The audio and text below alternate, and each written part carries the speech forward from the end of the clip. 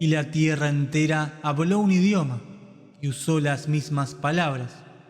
Y vino a pasar cuando ellos emigraron del este, que ellos encontraron una llanura en la tierra de Shinar. Y ellos entonces dijeron: vengan, construyamos una ciudad y una torre cuya cima alcanzará los cielos, y permítanos hacer un nombre para nosotros.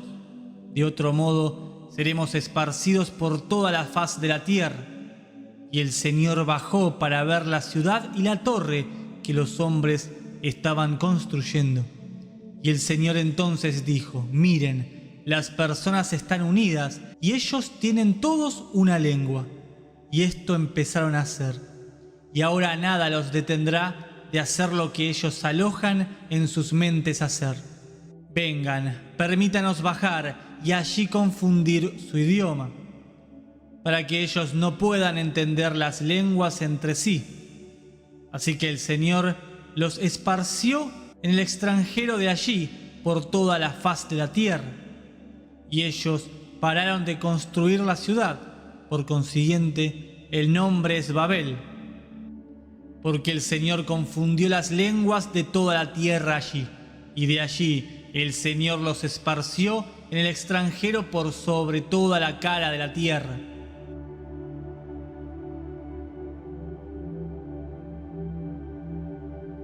Entonces vendrán tiempos oscuros donde la ciencia moderna reinará y dirá que eres un mero punto perdido, aniquilando las mentes y cualquier desarrollo espiritual. Tu cuerpo caerá en la mentira del suelo que pisas. Tu mente estará encarcelada también junto con tu físico entre murallas impuestas de miedo y de hielo. El dios Sol será también impuesto y un dogma establecido forzosamente sin siquiera cuestionarlo. Sin mencionarlo, como así lo serán también tantos demonios disfrazados de salvadores. Pero es tiempo de cambiar el rumbo que parece llevarnos directo al abismo.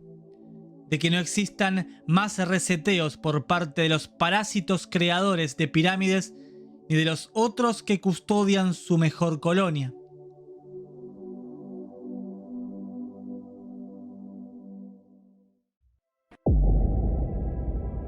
Canal de YouTube Nos Confunden.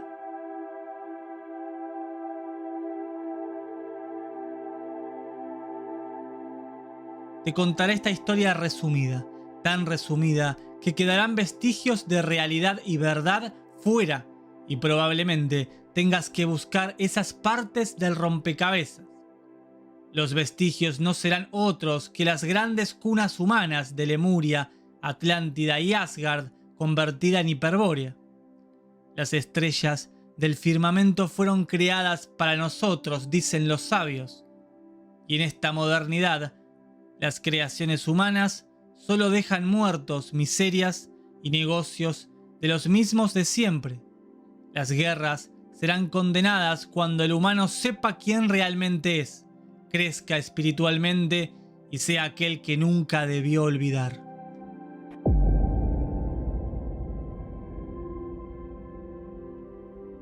En los comienzos, los custodios se desarrollaron rápidamente, basados en una pirámide jerárquica y su desarrollo en armas de ataque y defensa.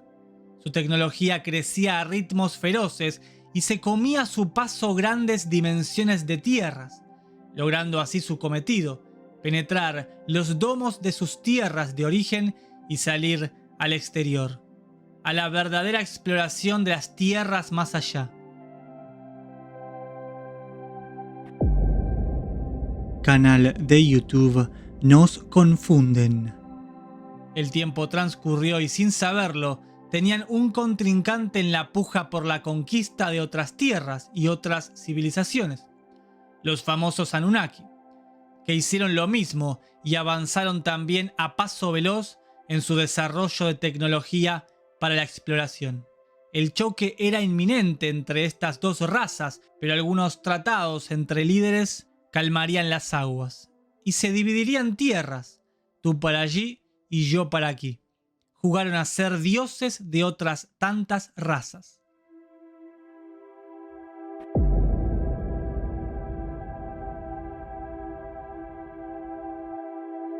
un día se toparon con las tierras celestiales y, desconociendo ese lugar, pensaron atravesarlo. Muchos de ellos murieron intentándolo. No era un sitio como los otros. Algo diferente había allí. ¿Pero qué sería?, se preguntaron. Al atravesar su primer domo, verían cómo sus cuerpos eran aniquilados al instante. No sabían la razón, sus carnes simplemente se quemaban, se destruían, desaparecían, dejando solamente sus vestimentas o armaduras. Lo intentaron en conjunto, Custodios y Anunnaki. Con un tratado de por medio, volvieron de forma feroz a intentarlo. Lo hicieron de muchas formas. Lo hicieron utilizando la vida de otras razas, pero nada les funcionó. Canal de YouTube Nos Confunden. ¿Vivimos en una simulación? Y de ser así, esta pregunta se puede responder analizando lo que realmente sucede en el camino hacia el Polo Sur. Esta pregunta fue realizada muchas veces desde hace mucho tiempo hasta hoy, pero nunca se pudo resolver. Considerando nuestro enfoque, profundicemos partiendo de la base de nuestro mundo conocido y esta convención donde nos mantienen de forma coercitiva y que establecieron hace mucho tiempo poderes que se encuentran en la sombra y que no nos permiten descubrir. A la luz de los conocimientos modernos acerca del aparente terreno desconocido del Polo Sur, de la zona en la cual pareciera ser el final de su mentira y el comienzo de una nueva vida, es importante revisar el concepto de 400 años de edad, ya que se relaciona con el cuadrante final hacia el sur, una esfera aislada supuesta que se adecúa con la fecha del nuevo reseteo en el cual estamos parados hoy en día. Nos espera ese final de la vida en la Tierra conocida por causas naturales y catástrofes, ¿o existe el final como lo conocemos cuando deban aceptar a aquellas tierras y la vida que existe más allá de las murallas de hielo?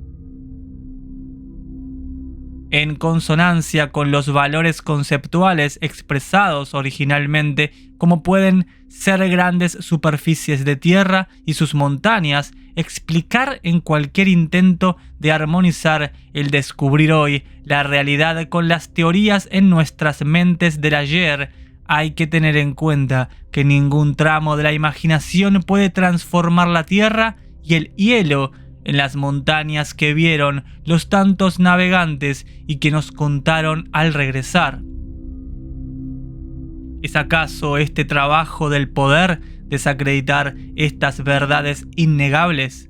¿Es el poder cuidando de su status quo y del rebaño creado hace 400 años? ¿O cuidan el final que pareciera inevitable hacia lo que nos espera detrás de la Antártida? Debe quedar en claro que no hay límites norte y sur en la Tierra, que los exploradores han penetrado 10, 20 y 50 millas más allá del final previsto inicialmente. Si consideramos la teoría de Giannini, entonces estaría el cielo entre comillas más allá de los polos, uniendo todo lo que vemos arriba, ya que ese arriba no existe más que de una forma ilusoria en nuestra convención, quedando entonces la pregunta: ¿es entonces el cielo una simple simulación o se conecta al pasar los polos? ¿Está la NASA contando algunas verdades entre tantas de sus mentiras? Cuando nos dicen explorar Marte, ¿están acaso mostrando partes de las tierras detrás? ¿Qué otra civilización nos espera del otro lado? Los famosos grises reptilianos, pleyadianos y otras tantas supuestas razas que provienen del espacio sideral son también parte de esta tierra infinita, o solamente son parte de la misma creación de nuestro entorno coercitivo, que acallan voces y oprimen pensamientos de la verdadera grandeza del explorar. Canal de YouTube Nos Confunden.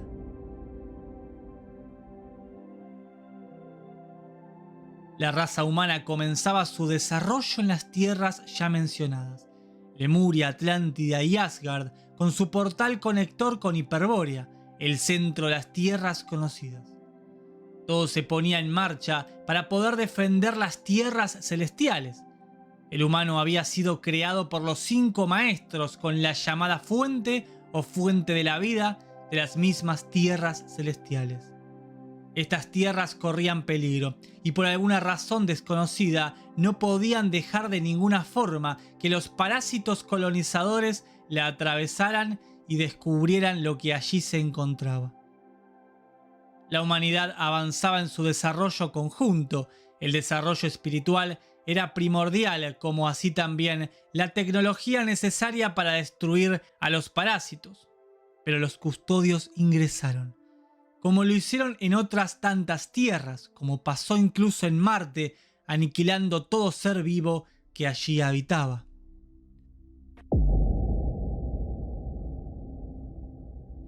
Algunas batallas se dieron lugar en Hiperbórea y en otros sitios alrededor, pero no era posible.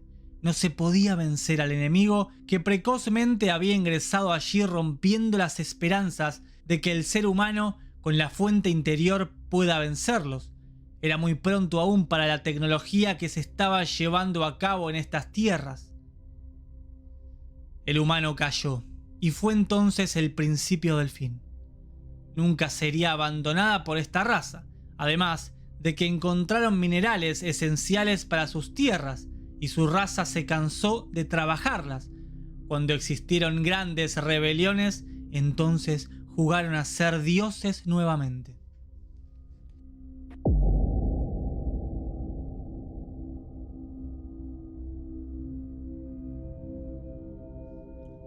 Cuando los dioses, como los hombres, se aburrieron del trabajo y sufrieron agotamiento, el trabajo de los dioses era grande, el trabajo era pesado, el dolor era mucho.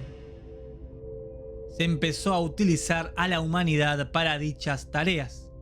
Tanto la raza custodial como Anunnaki nunca se fueron de aquí, salvo por excepciones que pudieron cambiar la historia. Pero los parásitos sabían que tenían en su poder algo grande, algo muy valioso que no dejarían. Mucho menos cuando se dieron cuenta que la fuente, al morir un cuerpo humano, regresaba a las tierras celestiales. Era su núcleo, su centro, su viaje de vuelta. Fue entonces allí cuando empezaron a intentar ingresar a las tierras celestiales con la humanidad.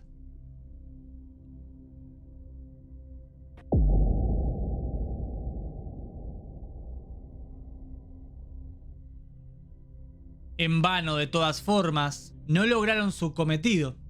No encontraron la tecnología suficiente para manipular esta fuente o almas humanas. Lo intentaron de todas las formas sin éxito alguno. Llegó la oportunidad de oro para la humanidad. Los custodios y Anunnaki empezaron a tener problemas en sus tierras y varias razas de gigantes, incluida los Anakim, ingresaron a nuestras tierras. Ellos impartieron conocimiento sobre los otros mundos detrás de las murallas de hielo, desarrollo espiritual olvidado, armas que jamás habían visto aquí antes y el desarrollo de tecnología para poder llevar a cabo un ejército lo suficientemente poderoso para vencer al opresor, al colonizador, a los malditos parásitos custodiales. Esta fue la época de la Gran Tartaria, la tecnología de energía libre, el desarrollo espiritual que jamás se haya visto en las tierras conocidas se dio lugar aquí mismo, donde usted está en este momento, en todos lados. Fue algo masivo y que cubrió todo el plano.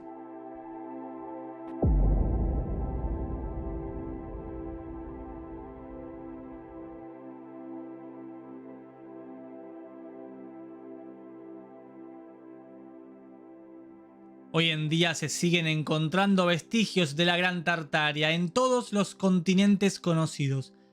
El incidente de Tunguska, por ejemplo, luego del último reseteo, fue sin duda una muestra de la gran tecnología de los tártaros. Ordena que haya una plaga, permite a Namtar disminuir su ruido, permite que sople sobre ellos como un tornado la enfermedad, epidemia, plaga y la pestilencia. Ellos ordenaron y hubo una plaga, para que Namtar disminuyera su ruido. Enfermedad, epidemias, plagas y pestilencias sopló sobre ellos como un tronado. ¿A qué me refiero con reseteo? Bien, los custodios regresaron, los que estaban a cargo de custodiar a los humanos habían fallado increíblemente, ellos eran la raza gris, o los grises.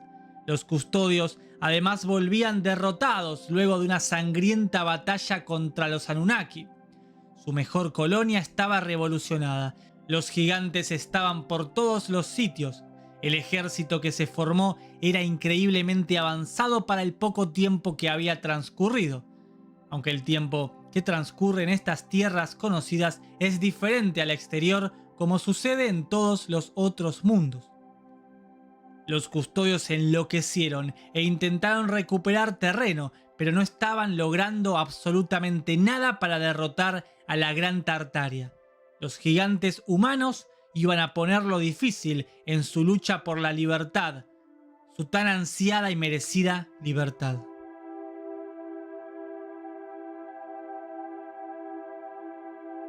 Vean, el hombre se ha vuelto como uno de nosotros, conociendo el bien y el mal. Y ahora, ¿qué hay si alarga su mano y también toma del árbol de la vida y come y vive para siempre? Los Anunnaki y custodios volvieron a arreglar un tratado, que obviamente no era conveniente para los custodios, pero que tuvieron que firmarlo ya que se temía que si perdían estas tierras, luego la humanidad iba a crecer tanto que iba a destruir sus tierras de origen. Los Anunnaki posiblemente lograrían quedarse con una gran parte de estas tierras, y por consiguiente la humanidad.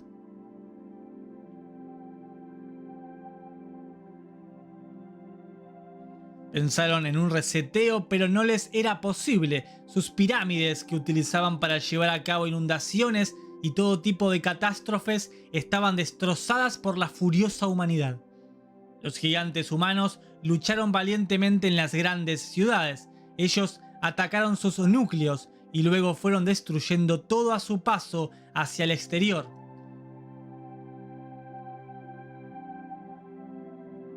La humanidad no pudo contrarrestar este gran golpe entre custodios y Anunnaki. Todo estaba perdido.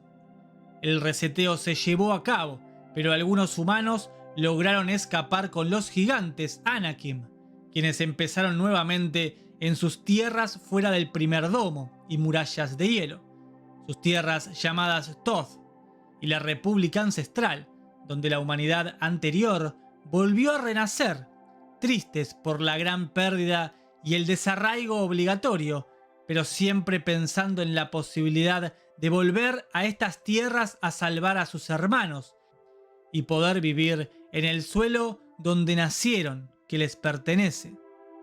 La nueva humanidad entonces nacía dentro de estas grandes murallas, y esta vez sería más custodiada que antes desde muchas formas y sentidos. El miedo de perder su colonia más importante los haría más crueles. Su misión sería que esta nueva humanidad nunca supiera su verdadera historia, los mundos detrás, ni mucho menos su infinito potencial espiritual. Canal de YouTube Nos Confunden.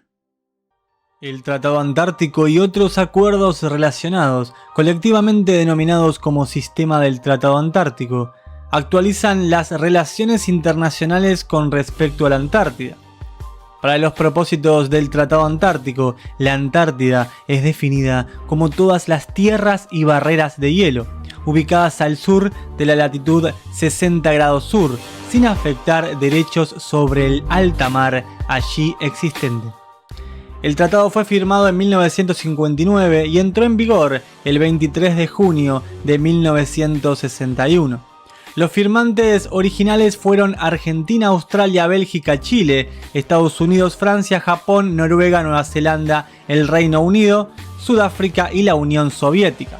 Pero el tratado dejó la puerta abierta a cualquier miembro de la Organización de las Naciones Unidas, u otro estado invitado por la totalidad de los signatarios consultivos. Artículo 1. La Antártida se utilizará exclusivamente para fines pacíficos. Se prohíbe, entre otras, toda medida de carácter militar, tal como el establecimiento de bases y fortificaciones militares, la realización de maniobras militares, así como los ensayos de toda clase de armas. El fin pacífico que ellos manejan parece estar por fuera de lo que casi todos consideramos como un real fin pacífico, o al menos de apariencia exterior, ya que los gobiernos de países que integran dicho tratado siguieron creando centenares de diferentes conflictos y guerras en todo el mundo desde 1959 a la fecha de hoy. Y no parecen estar realmente preocupados por esto, sino todo lo contrario. Además de haber llevado a cabo allí cientos de miles de expediciones militares, pruebas militares de todo tipo y muchas de estas ultra secretas para la época, incluyendo la famosa Operación High Jump liderada por el contraalmirante Richard Byrd, con aproximadamente 5.000 soldados entre tecnología y armas militares de todo tipo, entre 1946 y 1947. La Operación Tabarin también fue una expedición netamente militar y así un sinfín de otras expediciones que podríamos nombrar.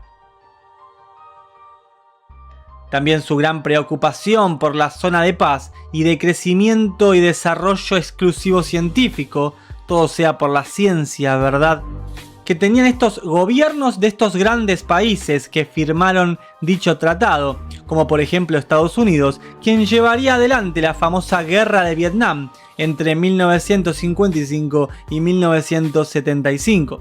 Dicho conflicto estaba latente aún cuando se firmó el tratado. Luego enviaría tropas en 1964. Al parecer, esta paz y el desarrollo científico tiene exclusividad dependiendo de la zona en que se encuentre. También tenemos la invasión de Bahía de Cochinos en Cuba, llevada a cabo por tropas de cubanos exiliados apoyados por el mismo gobierno estadounidense, aquel que llevó adelante el Tratado Antártico en pos de la paz y el medio ambiente. Operación Cóndor en Sudamérica entre 1970 y 1980, en 1982 la conocida Guerra por las Islas Malvinas, donde el Reino Unido tendría gran interés en no perder dichas islas por el acceso que le otorgan estas islas hacia la Antártida.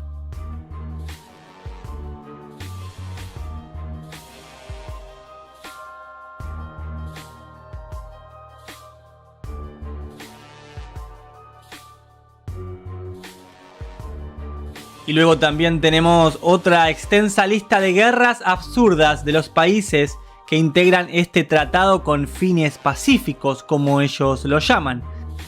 Se ve que antes de este tratado e incluso en varias operaciones extrañas durante el mismo Tratado Antártico no estaban tan pendientes de dicha paz y desarrollo científico, ya que tenemos varias noticias que se pueden encontrar como la siguiente. El artículo primero, que se supone que es el más importante de dicho tratado, establece lo siguiente como habíamos comentado anteriormente. Se prohíbe, entre otras, toda medida de carácter militar, tal como el establecimiento de bases y fortificaciones militares, la realización de maniobras militares. ¿Es esto realmente así? Lo curioso es que muchas personas hoy en día aún creen que la presencia militar en la Antártida es nula o simplemente una pequeña minoría de apoyo. Pero cuando vemos imágenes, algunas de las cuales nos dejan ver, y observamos todos los comandos y fuerzas militares que incluso a día de hoy pareciera que llevan a cabo diferentes tipos de maniobras militares bajo las palabras de apoyo logístico. Y estas bases científicas integradas por una gran cantidad de militares, es llamativo la forma en que se llevan a cabo todas estas operaciones y que nos las cuentan como hechos heroicos y que todo es por el cuidado y el descubrimiento de la humanidad hacia el futuro. ¿Qué es lo que realmente se oculta en la Antártida? ¿Qué es tan preciado y que no lo podemos ver?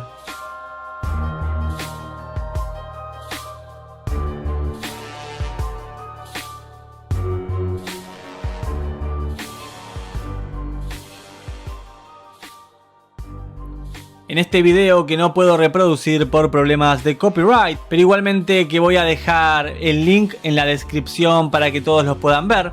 Vemos a un piloto de la empresa Aerolíneas Argentinas comentando la famosa ruta de vuelo transpolar que tenía en ese entonces Argentina-Australia, Australia-Argentina, que hoy en día ya no se llevan a cabo. Las rutas que nos muestran y la explicación del piloto es realmente valiosa.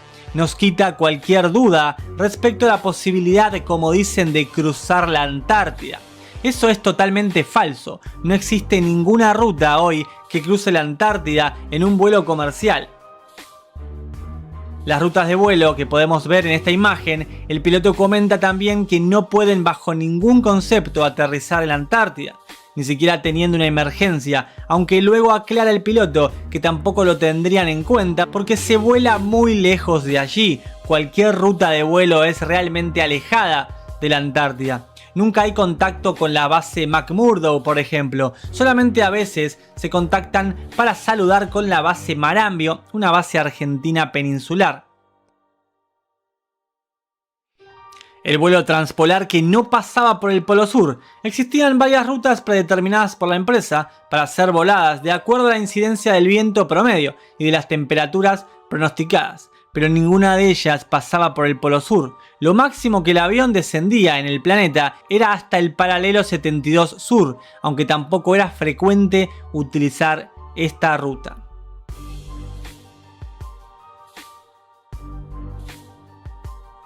Pero otro dato curioso llega cuando el piloto claramente comenta que en la península existen varias bases que son base naval de las fuerzas aéreas y bases militares. Lo dice textual, bases militares.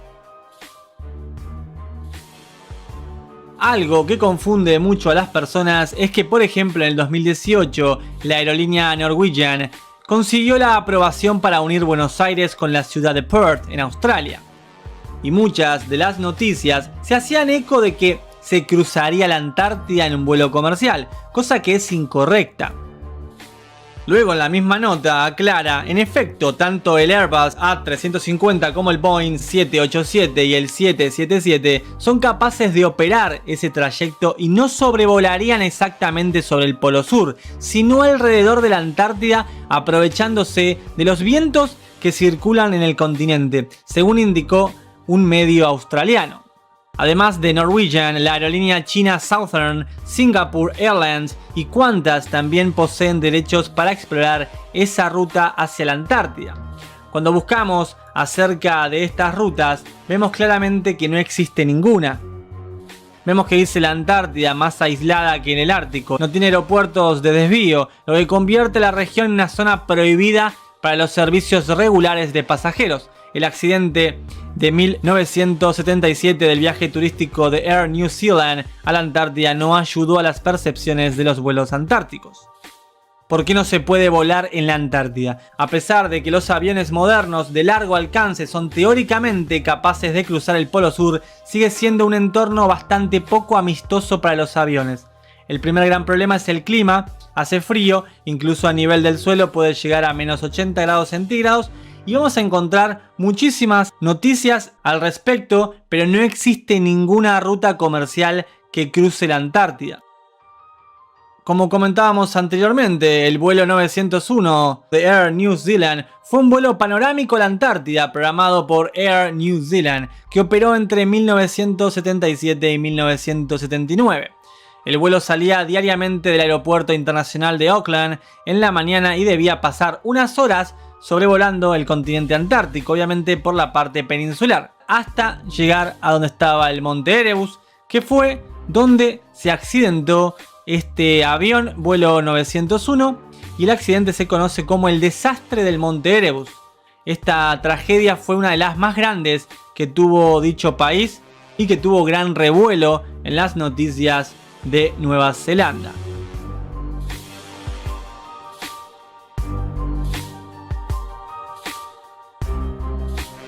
Pero si aún tenés dudas si existen o no rutas de vuelos comerciales cruzando la Antártida, te invito a que puedas entrar, por ejemplo, en la página FlightAware, donde podés ver en tiempo real todos los vuelos que existen en el momento.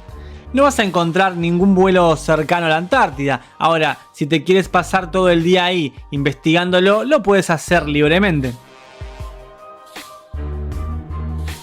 También tenemos la guía turística o lineamientos para el turismo de Kioto. Entró en vigencia el 11 de mayo del 2016 y estos lineamientos establecen extrañas medidas para las actividades turísticas y no gubernamentales.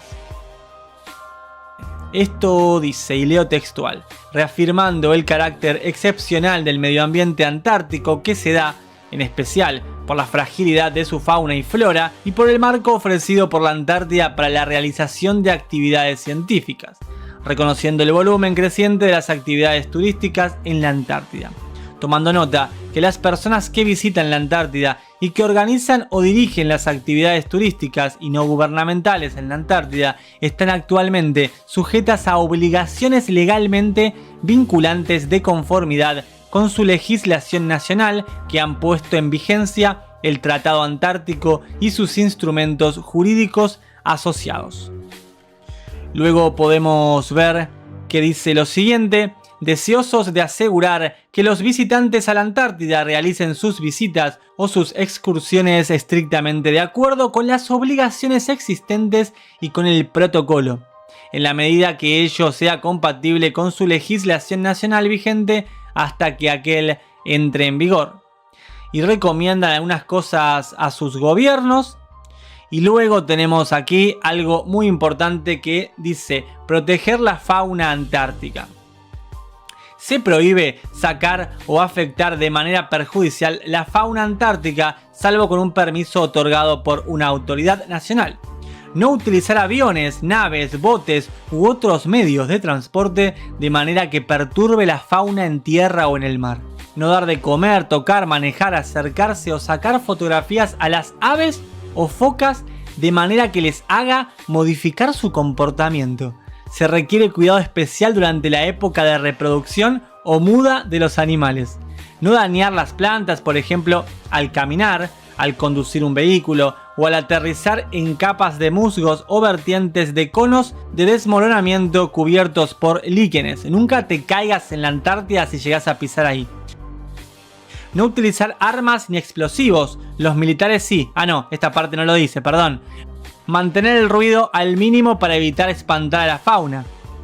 No introducir plantas ni animales no nativos a la Antártida, por ejemplo, aves de corral vivas, perros y gatos domésticos, plantas domésticas. Como los gobiernos de estos países se preocupan por este medio ambiente. Como decíamos antes, considerando que 14 años antes se llevaron a cabo los famosos bombardeos de Hiroshima y Nagasaki por parte de un país muy importante que obviamente integra este tratado con fines pacíficos y cuidados del medio ambiente. Continúo. La entrada a ciertas zonas podrá ser prohibida, salvo de acuerdo con un permiso otorgado por la autoridad nacional competente. Aquí dice las actividades dentro y cerca de los sitios y monumentos históricos y de ciertas otras zonas pueden estar sujetas a limitaciones especiales. Estar informado de la ubicación de las zonas que reciben protección especial y de otras limitaciones relativas a la entrada de zonas y las actividades que pueden llevarse a cabo dentro y cerca de ellas. Estar preparado para un clima adverso y variable. Asegurarse de que su equipo y ropa cumplen con las normas antárticas. Se debe recordar que el medio ambiente de la Antártida es inhóspito, imprevisible y potencialmente peligroso. Nuevamente te recordamos que es mala idea venir. No vengas, por favor. Luego aquí dice que no espere contar con un servicio de rescate. Y no deberán recogerse ni llevarse como recuerdo muestras biológicas ni geológicas ni artefactos artificiales, incluyendo rocas, huesos, huevos, fósiles y parte o contenido de los edificios. Y aquí tenemos algunos puntos sobre pruebas nucleares en la Antártida. Según Stevens, citando a Landin, la base alemana secreta operó hasta fines de la década de 1950, cuando se convirtió en objeto de una prueba nuclear estadounidense en la que se detonaron en secreto 3 bombas a propósito del Año Geofísico Internacional en 1957 y 1958. Ambos, Robert y Farrell, aceptaron la afirmación de Stevens de que el 27 y 30 de agosto y el 6 de septiembre de 1958 se detonaron 3 bombas nucleares sobre la Antártida. Por ejemplo, la operación, o también llamado Proyecto Argus, que fue una serie de pruebas nucleares clandestinas llevadas a cabo por Estados Unidos, es bastante misterioso sobre los puntos claros de donde se llevaron realmente a cabo, pero muchas versiones extraoficiales la posicionan sobre la Antártida. Luego, claramente las voces oficiales salieron a desmentir toda esta relación existente entre pruebas nucleares y la Antártida.